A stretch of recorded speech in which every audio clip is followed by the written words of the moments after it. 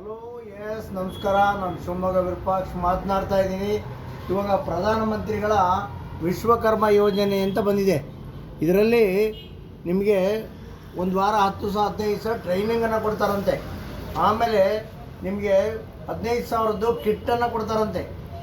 ಆ ಟ್ರೈನಿಂಗ್ ಎಲ್ಲ ಆದಮೇಲೆ 1 ಲಕ್ಷದಿಂದ 3 ಲಕ್ಷದವರೆಗೂ ಸಾಲ ಕೊಡ್ತಾರೆ. ಫಸ್ಟ್ 1 ಲಕ್ಷ ಕೊಡ್ತಾರೆ, ಆಮೇಲೆ 3 ಲಕ್ಷ ಕೊಡ್ತಾರೆ.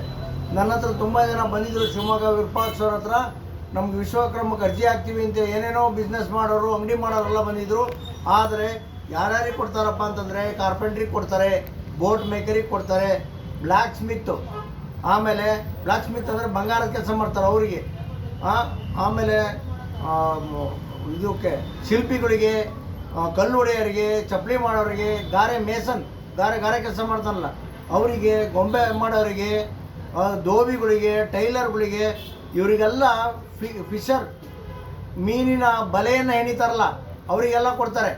ಭಾಳ ಜನ ಗೃಹಿಣಿಯರು, ಭಾಳ ಜನ ಬೇರೆ ಬೇರೆ ಬೇರೆ ಬೇರೆ ವ್ಯಾಪಾರ ಮಾಡ್ತಿದ್ರು. ಬೀದಿ ಬದಿ ವ್ಯಾಪಾರ ಮಾಡೋರೆಲ್ಲ ವಿಶ್ವಕರ್ಮಕ್ಕೆ ಯೋಜನೆಗೆ ಅರ್ಜಿಯನ್ನು ಹಾಕಿದ್ದೀರಾ. ಆದರೆ ಶ್ರಮಜೀವಿಗಳಿಗೆ ನಾನು ಹೇಳಿರ್ತಕ್ಕಂಥ ಕ್ಯಾಟಗರಿಗೆ ಮಾತ್ರ ಲೋನಿನ ವ್ಯವಸ್ಥೆಯನ್ನು ಮಾಡ್ತಾ ಇದ್ದಾರೆ. ಇದನ್ನು ಅರ್ಥ ಮಾಡ್ಕೊಳ್ಳಿ ಅಂತೇಳಿ ನಾನು ಶಿವಮೊಗ್ಗ ವಿರೂಪಾಕ್ಷ ಕೇಳ್ಕೊತಾ ಇದ್ದೀನಿ. ಎಲ್ಲರೂ ಬೇಕಾಬಿಟ್ಟು ಅರ್ಜಿ ಹಾಕಬೇಡಿ ಅಂತ ಹೇಳ್ತಾ ಇದ್ದೀನಿ. ನಮಸ್ಕಾರಗಳು. Thank you.